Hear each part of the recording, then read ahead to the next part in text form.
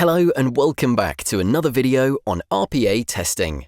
In this video, we'll cover how to create test cases directly from the existing RPA workflows using just a couple of clicks. In addition to this, we'll also learn the results of the dedicated verification features. To start with, in the dependencies section for our project, we see a new package for UiPath Testing Activities. Let's take a moment and check out the available activities for this testing package.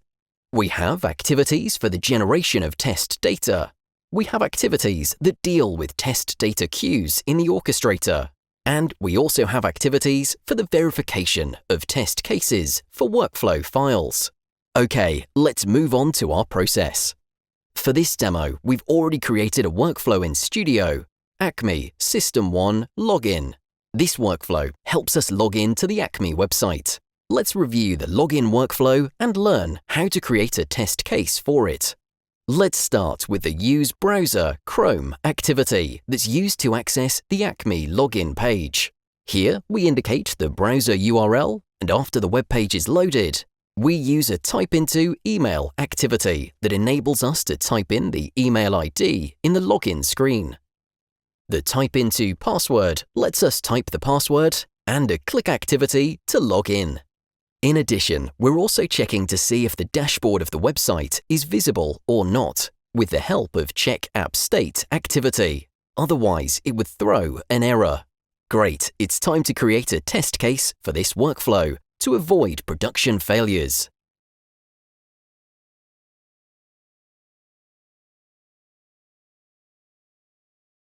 To create a test case, the easiest way is to right-click the workflow file in the project panel and select Create Test Case. A new dialog box opens and prompts us to enter the unique name of the test case. Let's enter the name and confirm the location where we want to save it. Once done, let's click Create. This generates a brand new file which is reflected in the project panel as well. Okay, we see that there are three main containers, namely Given, When, and Then. Also, the test case icon differs from our workflow icon for easier identification. Let's explore the three containers of the test case. Within the When container, we have the Acme System 1 Login XAML file, which denotes that this is the workflow under test. We can use the Given container to configure the prerequisites for running the Acme System 1 login workflow. We can use the Then container to verify the desired outcome of the workflow. This is all about the structure. After that, we'll pass it as an argument to the workflow under test. Then, in the Then section, we'll verify whether the login was successful. Okay, to do the verification, we can use the verification activities in the activity panel. Now let's take a look at the different types of verification activities that are available. Let's start with the Verify Expression activity, which verifies the truth value of a given expression. The expression is entered in its respective property field. Next is the Verify Expression with an operator, which verifies an expression by asserting it in relation to a given expression with an operator. For example, if we want to test two variables or arguments or two expressions, it's possible to check the first expression and the second expression not just by applying the equal operation, but also by applying other operators as well. We can perform all of these operations on the expressions which is defined in the project. Let's move to the other activity, Verify Range, which verifies if an expression is located or not within a given range. If, for example, a variable returns 5 as its value, the range of verification might be 3 to 8. If it does, it passes, otherwise it fails. In the same way, if we select Is Not Within from the Verification Type drop-down menu, it means that the variable value shouldn't fall within the specified range. The last activity is the Verify Control Attribute activity, which helps in testing components of UI automation. UI automation is made easier with this activity since we can nest other activities into it. For example, if we want to verify whether we've reached the desired web application, or if we want to get some text out of the application, we should use this activity. In this case, we can use getAttribute or getTextActivities based on the situation, and we can compare the results with the expression mentioned. Also, to get the attribute of an element, we can indicate an element on screen that we want to capture and retrieve the value of the element and then compare it with the specified expression. There are a variety of operators available to us to verify the expressions. Okay, this is all about verifying activities and creating test cases.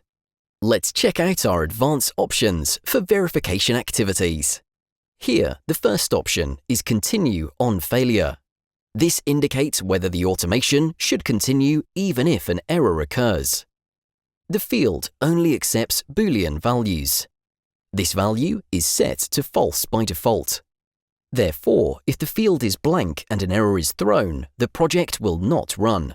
In the case of a true value, the project will continue to run regardless of errors. Other options are Take Screenshot if failed and Take Screenshot if succeeded. Here, if Take Screenshot if failed is set to true, it takes a screenshot of the current screen if the verification has failed.